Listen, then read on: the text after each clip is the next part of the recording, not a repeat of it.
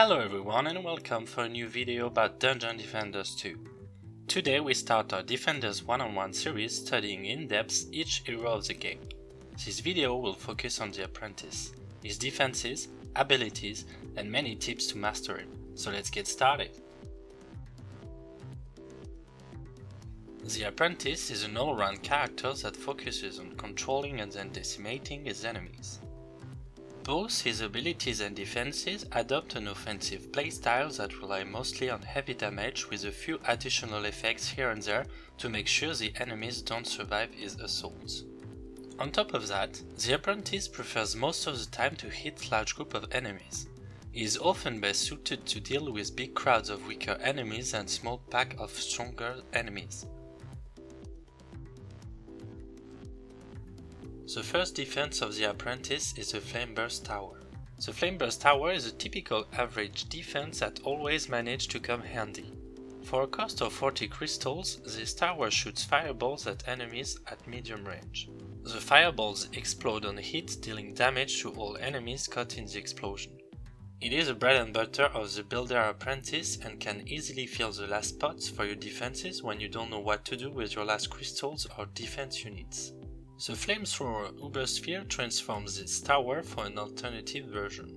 This allows the tower to spit fire constantly as long as enemies are in its range of action, at the price of a much shorter range.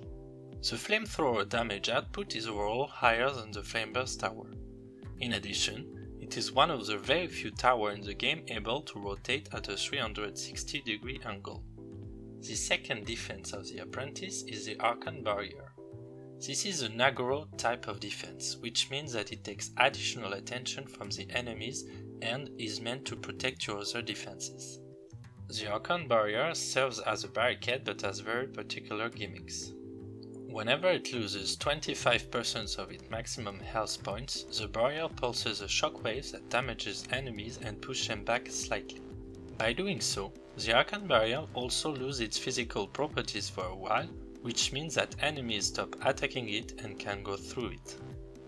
The best way to use it is by setting it up as a floodgate or an intentionally weak defensive point and not as your main wall of defense. The idea is that thanks to its very cheap price you can set a barrier before your wall of defenses to sponge part of the enemies incoming. Thanks to the legendary passive Archon Resilience, the Archon Barrier can have additional effects. Archon Resilience makes that enemies that hit the Archon Barrier takes a high percentage of your defense health as damage when they hit the barrier. In addition to that, every time the barrier gets hit, it has a high chance to spawn a small meteor shower that will damage enemies based on your defense health stat. The third defense of the Apprentice is the Frostbite Tower. The Frostbite Tower is a tower meant to control the enemies. Every time an enemy is at range, the tower starts to channel a cold beam that slows the target and all enemies nearby. The tower by itself is not that impressive, but thanks to the Freeze Sphere and the legendary passive Frosty Power, it becomes a very useful tool for your defenses. Firstly, the Freeze Sphere gives the Frostbite Tower a 45% chance to freeze its main target for 6 seconds at the end of the channeling. Secondly, the legendary passive Frosty Power gives about 40% of the Apprentice defense power as bonus defense power for all defenses nearby the target of the cold beam. This is mainly used to significantly boost the power of defenses that deals damage in close contact such as traps, auras, barricades, summons, etc.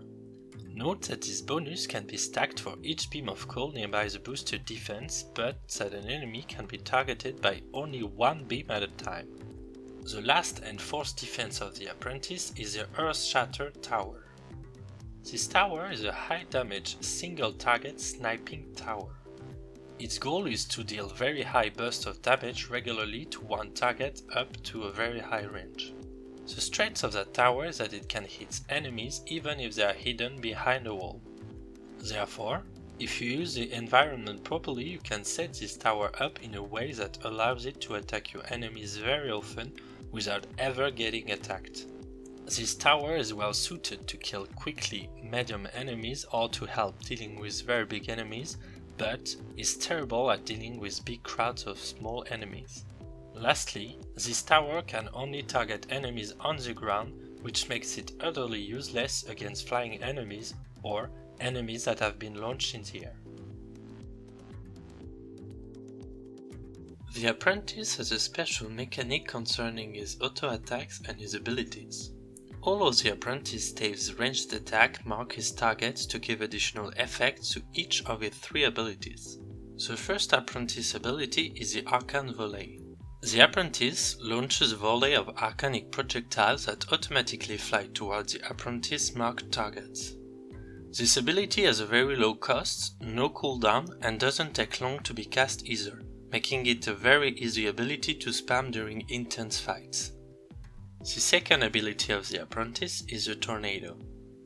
The Apprentice casts a magical tornado that goes in a straight line on a medium range and launches in the air all enemies caught in the tornado. Enemies caught receive damage over time and marked targets are caught twice as long in the air. Even though it deals a decent amount of damage, it is the Apprentice's main source of crowd control. It can be used to stop enemies for a moment, but be aware that enemies with a grounded passive are immune to the tornado effect. While the Apprentice has a uber sphere called Concentrated Cyclone, his tornado becomes a much more powerful spell. Instead of hitting multiple enemies, it launches only the first enemy caught in the cyclone to deal massive amount of damage to it, in addition to hitting the closest enemy every second with a bolt of lightning. This version of the spell is harder to use and requires you to aim at key targets, so don't waste your time and energy on smaller threats. The last ability of the Apprentice is a Mana Bomb.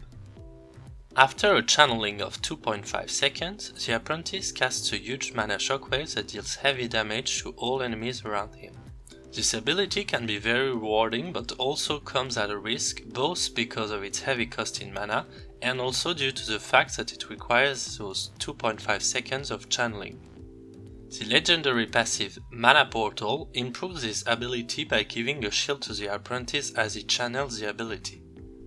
In addition, the shockwave deals additional damage and a small meteor shower deals bonus damage during the channeling. This passive is mostly interesting for the big damage boost gained on the shockwave and the bonus shield that helps you survive a big crowd while you prepare your spell. On top of the legendary passives mentioned earlier, there's a few more that are oriented towards playing a hero-based Apprentice without tweaking its abilities. The Weakness Curse passive makes that every time you hit an area, and not an enemy, the area becomes cursed. Enemies in the cursed area deal less damage. The Weaver passive makes that your damaging defenses now also mark the target, allowing you to have some hybrid style of strategy. The Dark Mage Slayer passive gives you a charge every time you defeat a Dark Mage. Whenever you use a fully charged secondary attack, charges are consumed to summon skeletons that stun enemies for 5 seconds. The Raven Host passive allows the Apprentice to charge stacks every time he hits an enemy with a regular attack. At 10 stacks, a magical Raven is released bouncing between 5 targets, dealing about half of your hero damage stat to all enemies caught. Finally, the Lunar Portal passive changes the secondary attack of the Apprentice to replace it with a summoning ability. The Apprentice can then summon up to 3 balls of light that shoots a beam at enemies dealing damage every second. Many of these passives are very fun to use, but I would recommend the Mana Portal passive to boost the Mana Bomb as it is the biggest strength of the Apprentice and, in my opinion, the most powerful hero-based passive the Apprentice has at the moment. In conclusion, the Apprentice is an all-around character. He can fit in any situation both as builder or damage dealer. He is mostly effective on dealing big chunk of damage to large group of enemies. For these reasons, the Apprentice synergizes particularly well with very defensive heroes such as the Squire and the Lavamancer. As a builder specifically, the Apprentice can synergize extremely well with close-range builders such as Huntresses specialized in traps, monks building auras, dryads using her hornets, slimes and clouds. The Apprentice is a very fun character to play that is perfect to start with the game but can still be very effective when you start to master the game. Our very first one-on-one Defender video is now over and I hope you all enjoyed it. If you have any suggestion, comment or question, please leave a message in the comments section below. If you like this video, don't forget to like it or subscribe to the channel for more content. Every single hero will have his own one-on-one Defender video, so stay tuned for more. Until then, goodbye and have a very good day.